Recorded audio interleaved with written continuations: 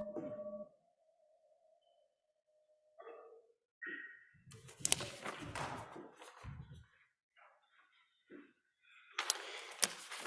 going to introduce Reverend Peter Fairbrother to you, a friend of mine who went over to Scotland. He's Scottish, did his ancestry, and got really into it. He went to Scotland, went to Edinburgh, and met Peter, who was at the time the pastor of the Unitarian Church there. So my friend, being who he is, he joined. So he's a member there, and he's a member here. He put me on to Peter, and we fell in love with Peter. So he's been with us a few times. It's been too long, Peter, since January. A lot's been going on. Peter's moving. As of January, yay! So he's very happy about that. Anyway, a little bit about Peter. He was ordained as a one-spirit interfaith minister in 2016. His first year after, he served as a mentor to the fresh intake of One Spirit ministry students. From 2018 to 21, he served as the Minister of Unitarians in Edinburgh, St. Mark's Unitarian Church, and presently he's part of the spiritual care team at an acute care hospital in Edinburgh. Prior to training for that, we had different iterations. He worked in the UK Health and Social Services in a variety of roles, principally in the fields of information and research.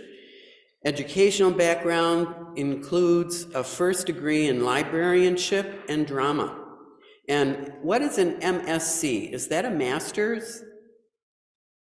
Yes, okay. It's a master's, yeah. Okay, yeah, I didn't know about the C, what that is. Anyway, in social research and postgraduate qualifications in leadership and management. That I'm done now. Originally from Northern Ireland. He lives in East Lothian, but where are you going to live? Further down the coast in Dumfries and Galloway. Okay, in Galway? Galloway, yes, in southern Scotland. Still in Scotland, okay. With his partner, Phil. He has a passion for woodland walks and coastal living, and he's generously satisfied where he lives. He's also a big Doctor Who fan and a longtime devotee of the Eurovision Song Contest, regularly attending live shows across Europe and beyond. Gets around. Okay, Peter. Thank you so much, Marcia, for that lovely introduction. It's brought a smile to my face. I'm forever grateful for the benefit of technology that enables us to join together. I'm mindful as well of our different time zones. I see that your lovely congregation seem to be enjoying a bright morning where you are. Here in Scotland, the sun has left the sky and it's dark and it's wet. So different horses for different courses, I might say. Thank you all for being present, both those who are in the church and those who are gathered online. I'm delighted to connect with you all at this time. My words to you today, I have portioned into two halves, and during the middle there will be a wee musical interlude, which I hope you find restful. My first part is entitled Transitions. And thank you, Marcia, for mentioning my love of Doctor Who. I'm not sure how many folk are aware within your congregation of that television program, but it's a story about a Time Lord, or someone who travels through time and space, and the individual is able to adopt many faces, and they're able to change their face, but the memories and their values remain constant. And I'd like to open with this quote from said protagonist, the Doctor, from that television program. We all change. When you think about it, we're all different people all through our lives, and that's okay, that's good. You gotta keep moving, so long as you remember all the people that you used to be. I'll read that again, actually. We all change. When you think about it, we're all different people all through our lives, and that's okay. That's good. You got to keep moving, so long as you remember all the people that you used to be. Wise words from the good doctor.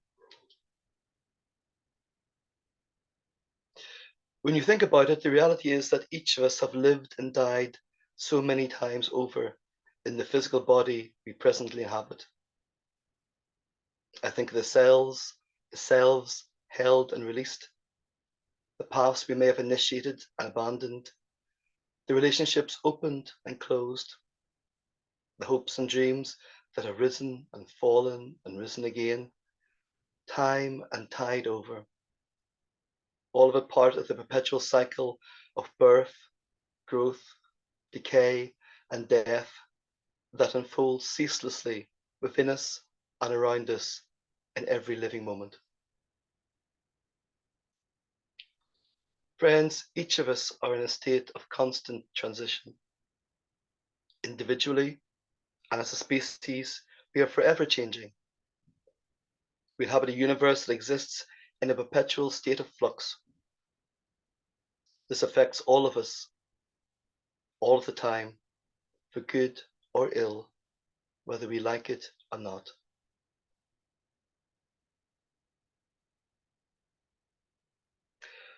I'm aware at this point in our history, in terms of our cultural history, the term trans is often used in relation to the social construct that we ascribe as gender, something, in my opinion, that is often crudely debated in public discourse, in arguments frequently infused with ignorance and prejudice. However, when we consider the monumental transitions that occur within and around each of us during the course of our respective lives, I find it peculiar, bewildering, and I must confess somewhat disappointing that we cling on to boundaries and binaries in relation to one aspect of who we think we are. Perhaps this might be patriarchy's last gasp. This morning, I'd like us to consider this. We are all trans, that is, in transition, in one form or another. It is both natural and essential for our existence and survival as a species, just as it is for everything around us. The caterpillar transitions to a butterfly, the seed to flower, the clouds to rain to ocean. We are part of an ever-changing, ever-transitioning whole. And let us consider our spiritual life in this context. The transitions that have occurred for many of us in this sphere. I'm grateful to Marcia for providing me with a potted history, or providing my potted history, I should say. And I'd like to expand a little bit upon that in the context of transitions. For me, my journey began with Catholicism, the religion I was born into and grew up with, and continued into my 20s and 30s with expeditions into other faith paths. I explored a variety of Protestant faiths, then onwards to earth-based spirituality, into New Age philosophies, and into spiritualism. To use Marcia's Turner phrase, I get about. In spiritualism, I thought I'd found my spiritual home, but as time passed, I continued to hear the calling to further exploration, and I eventually found myself into the realm of interfaith ministry. But the journey did not stop there. Onwards into service within the Unitarian movement, and onwards into further synthesis, into a sense of spirituality, which is an amalgam of all of the above. And perhaps where I'm at this point, maybe not specifically any of the above, but something that is uniquely me, uniquely my spirituality, as it is for each and every one of us gathered here today. Perhaps some of you may have had similar journeys, and perhaps for some of you, these transitions that have occurred in your spiritual life or in other dimensions may look a great deal different to mine. But I'm sure it's the case for all of us that where we are today is quite a different place to where we think we began. We grow, we learn, we may make derivations of the same mistake, and we stumble on. So today, I'd like us to honor the transitions that have occurred in our lives, how they have formed, reformed, and remade us time and time over. I'd like us to honor all our lived experiences, the good, the bad, the monumental, the seemingly inconsequential. And let us honor the possibility of growth through change. Let us honor the realization that in the widest sense, we have absolutely no idea nor control over what's coming next. I like to return to the words of my Time Lord TV hero, and these were spoken when the individual's face changed for the 6th time, and the first words uttered from the new incarnation. Change, my dear, and not a moment too soon. I'd like us to listen to a piece of music. It's a theme from Mahogany, sung by Diana Ross. Thank you.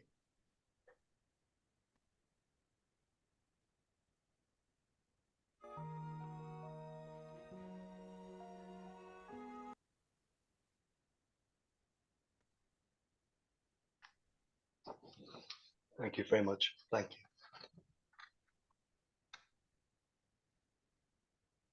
These words are about retreat. As some of you are aware, as Marcia mentioned in the opening, I presently serve my ministry principally in the area of healthcare chaplaincy. Within it, I encounter a kaleidoscope of human experience. Working in the Scottish public sector, National Health Service, since the pandemic, I've witnessed and been humbled by the fortitude and resilience of the human spirit. At times, I've seen the very best of us, and at times, our very worst. Light and shadow side by side. Reflecting on the dimensions of our shared human condition as we journey through our often painful transitions in the most difficult of circumstances, these can be sometimes very challenging circumstances. Dying, physical death, loss, and grief. Transition can be hard, and our eyes can grow tired. A former colleague once said to me that the pandemic has worn away the veneer of social nicety and common courtesy that we used to express to each other in appreciation and respect in the everyday. Her observation was that the public transition in attitude to healthcare staff from esteemed healthcare heroes during the darkest days of the pandemic to the current rise in abuse and assault inflicted upon often burnt out and exhausted staff who struggle to maintain a service within the context of chronic underfunding has become very, very palatable. For my colleagues, eyes have grown tired, and understandably.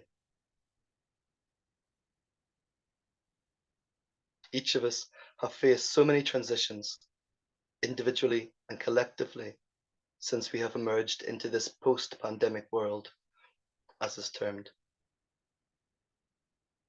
For me, one of the transitions I see in the worlds around me is the rise of anger and intolerance. Perhaps this is in response to unmet grief, the grief we carried through and during extraordinary pandemic times, grief often denied expression through social restriction. It feels almost taboo to refer to the grief that has arisen during and since the pandemic. I notice that my patients often express embarrassment and reticence in seeking to open conversations about such grief, the grief that they experienced in those dark days. And I think it's helpful to explore why this is. Dare we look back and reflect on all that we have lost over these recent years? And perhaps also, dare we look back and reflect upon those things that we have found, for good or ill, within ourselves and within others at this dark time? And where are we now? Where are we now? What stories do we tell ourselves about how things are? What stories do we tell ourselves about ourselves? What do we believe to be true?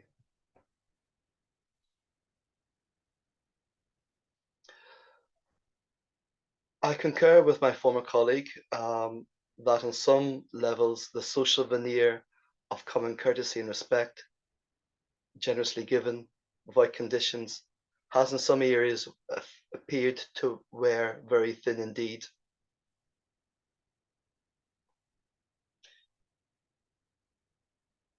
Perhaps this is how we are in grief. In states of loss and finding, we grieve. In states of difficult transition, we grieve. In all that was and is, we grieve. And all that has been denied to us, and in all that remains possible, we grieve.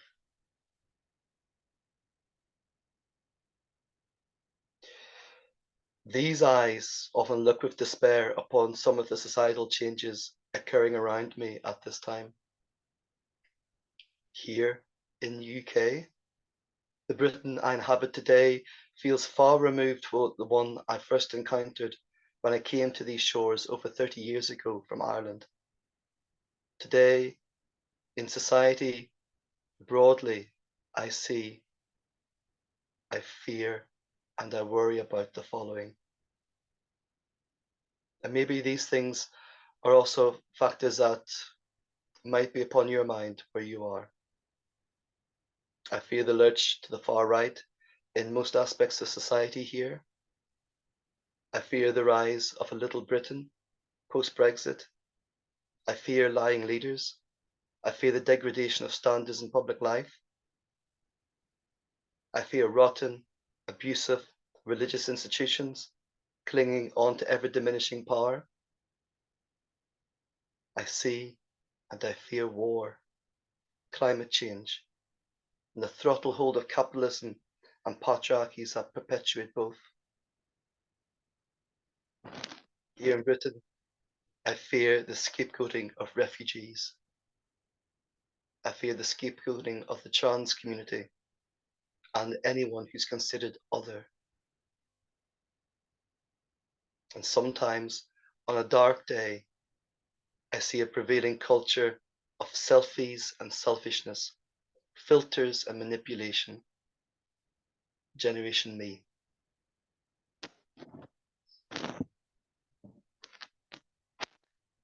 Within all of this, I often ask, as a minister, how can I serve? Indeed, can I serve? Can I serve at this time? And yet the uncomfortable truth is, for each of us, we are each agents within the states that we find ourselves in. Each of us inextricably enmeshed in the systems of change, transition, resistance, turbulence, each of them states of being that I described earlier. I think this is the worst time to minister, and I also think it's the best time for each and every one of us, the most essential time to be present, to be at the table, to serve others, and in turn allow ourselves to be served by them. we change, we are, we matter. However, it costs, and that cost is that we need to look very closely at ourselves, how we are, and what we are transitioning into, both individually and as part of the societies and communities of which we're part. I like this quote from the writer and anti-guru speaker, Jeff Foster, who offers this reflection on the self and on its interaction with fast-paced societal thrusts. His words: "The glorification of busy will destroy us. Without space for healing, without time for reflection, without an opportunity to surrender, we risk a complete disconnect from the authentic self. We burn out on the fuels of willfulness and eventually cannot find our way back to the center. And when we lose contact with our core, we are ripe for the picking by the unconscious media and other market forces. After all, consumerism preys on the uncentered. The farther we are from our intuitive knowing, the more easily manipulated we are. The more likely we are to make decisions and affix to goals that don't serve our healing or transformation. To combat this, we have to form the conscious intention to prioritize our inner life, to notice our breath, our bodies, our feelings, to step back from the fires of overwhelm and remember ourselves. It may feel counterintuitive in a culture that is speed addicted, but the slower we move, the faster we return home. The slower we move, the faster we return home."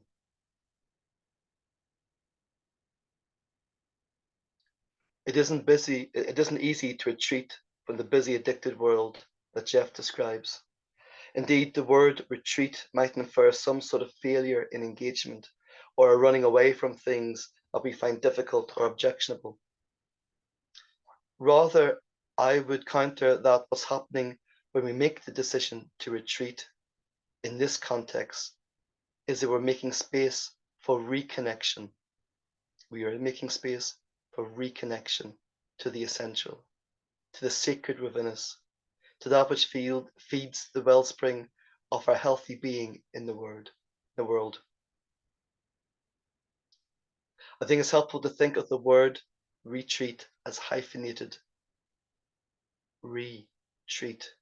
That is to remember to treat ourselves and others with dignity, care, compassion, and respect.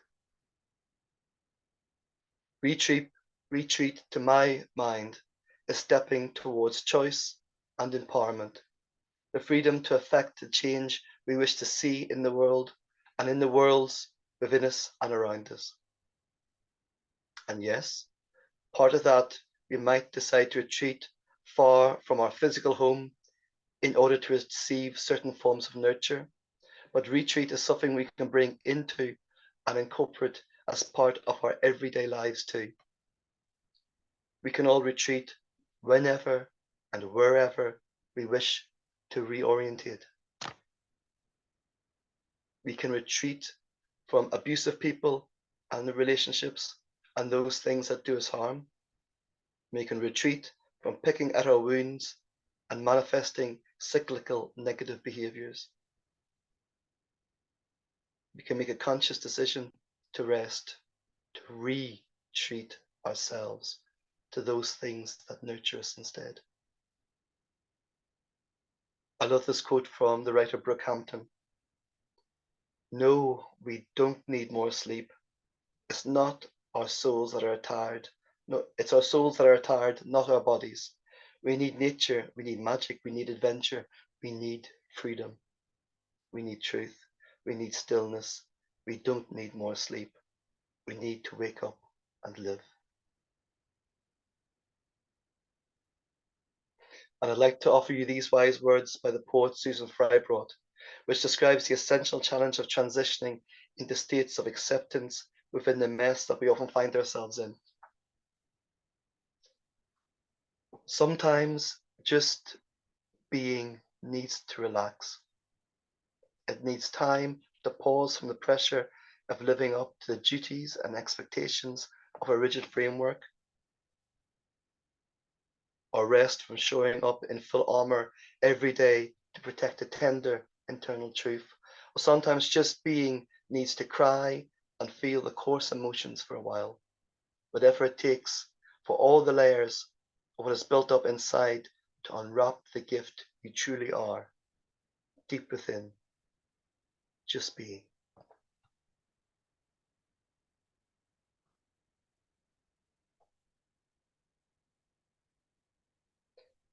Sometimes, on a rare day, a fleetingly glimpse insight into how and why I came into service, into ministry, how circumstances forged me.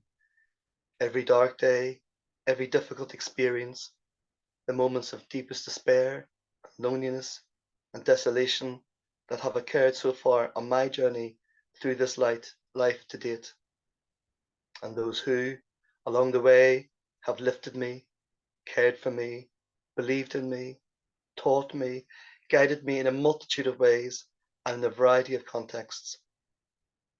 Every step, every change, every transition. And this has formed who I am and what I am at this time. It hasn't been easy. It still isn't easy. But on one of those rare days, I can almost see all of it in totality, on a wider lens, feeling tantalizingly in reach of tasting the gift of gratitude. And then eyes grow softer. Eyes grow softer. Sometimes, during times of difficulty, the dark can feel engulfing and relentless and disabling. At points in my life, and along the lines of points in other people's lives that I've spoken to, it's easy to be overwhelmed with depression, sunk by feelings that we might never escape its suffocating clutches. And I live with the understanding that there's every possibility that dark days, as well as light days, will be ahead for me, as maybe for you, and maybe doubtless they are for all of us, such as the patterning and rhythm of life.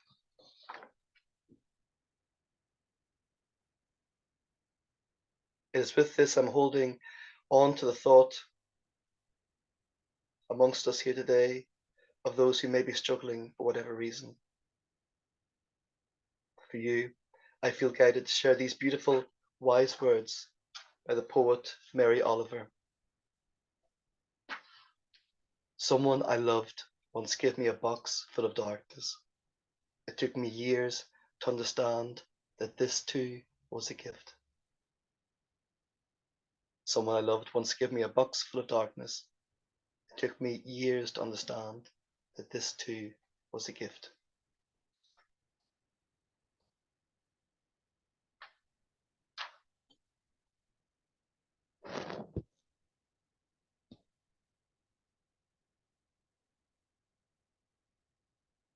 How might we find peace within worlds of transition? I'd like to offer you these closing words. And they're a blessing for presence by the writer John O'Donoghue. May you awaken to the mystery of being here and enter the quiet immensity of your own presence. May you have joy and peace in the temple of your senses. And may you receive great encouragement when new frontiers beckon. May you respond to the call of your own gift and find the courage to follow its path. May the flame of anger free you from falsity. May warmth of heart keep your presence aflame, and may anxiety never linger about you. May your outer dignity mirror an inner dignity of the soul. May you take time to celebrate the quiet miracles that seek no attention. May you be consoled in the secret symmetry of your soul. And perhaps, maybe above all, may you experience each day as a sacred gift, woven around a heart of wonder.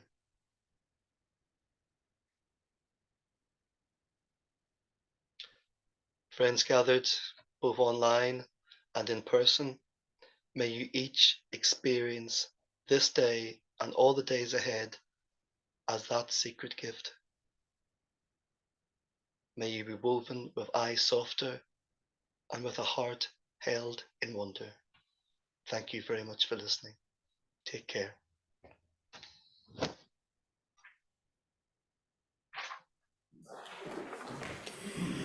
Thank you very much, Peter, for that very deep presentation. I was very blessed by it, and I think others feel that way. I know I could see the comments in the chat box, and they were all very positive. You might take a look at them. Before the kids come back in from RE to share, I wondered if there were a few comments or questions. We'd have to keep them brief. But would anyone like to make comment or have a question? I'll bring you the microphone. Or a lot of folks on Zoom.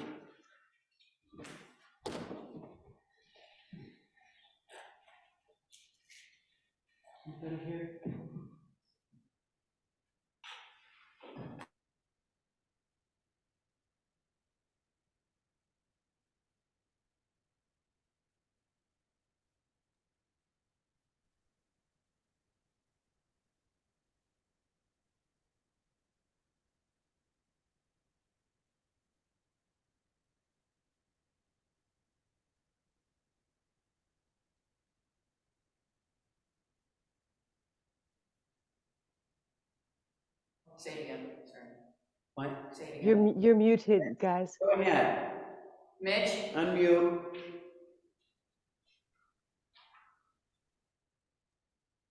Hello, can you hear me? Yes. You are truly a blessed and blessing individual.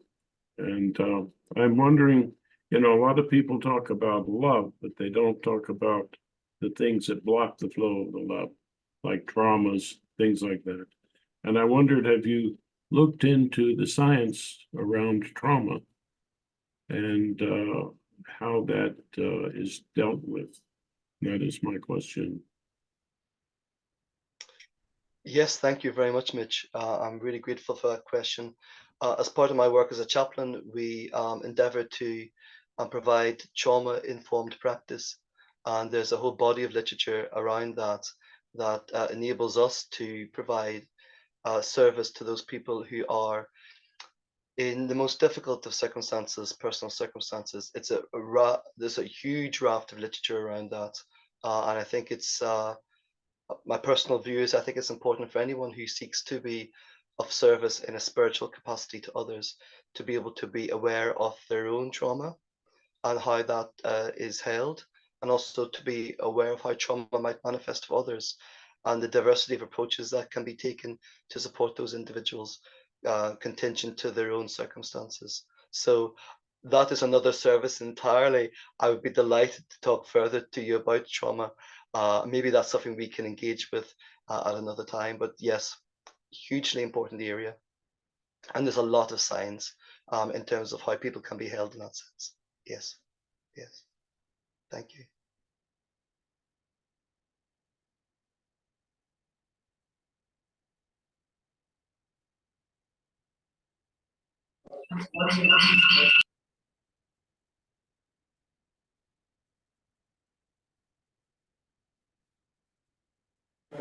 If be like this, trying to be contemplated. Elizabeth, we need that to be louder, please. Yes. I'm wondering if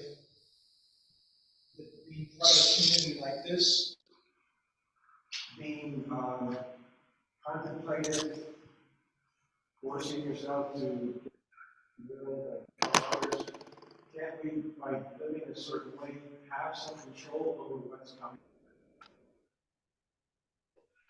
I'm afraid I didn't catch that in its entirety. Perhaps, Marcia, if you got the microphone, would you be able to reiterate the comments of the question? I can't give all the specifics, but Jim was wondering if being a part of this community, okay. Jim was wondering if being a part of this community and turning TV, taking time to be contemplative, taking time to do good for others, could help us better have a sense of what's coming.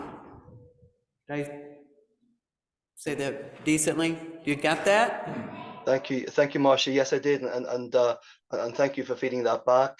Yes is the answer, unquestionably.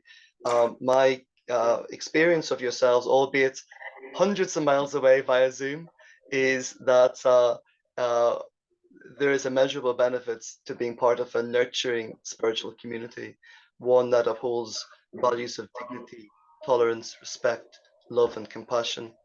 And as we seek each of us to heal from our wounds, to be able to grow and to develop further as individuals, to transition further, one could say, being part of a loving community is such a blessing and such a benefit. And you guys are such a blessing to each other. That is very evident in my engagement with you in previous occasions. And I think you're all very lucky to be able to have each other in support and in nurture. So it's a very big and emphatic yes to being in loving community, and you're very lucky, each and every one of you. Okay, thank you. The kids are coming in now, so we're gonna listen to what they've been doing today.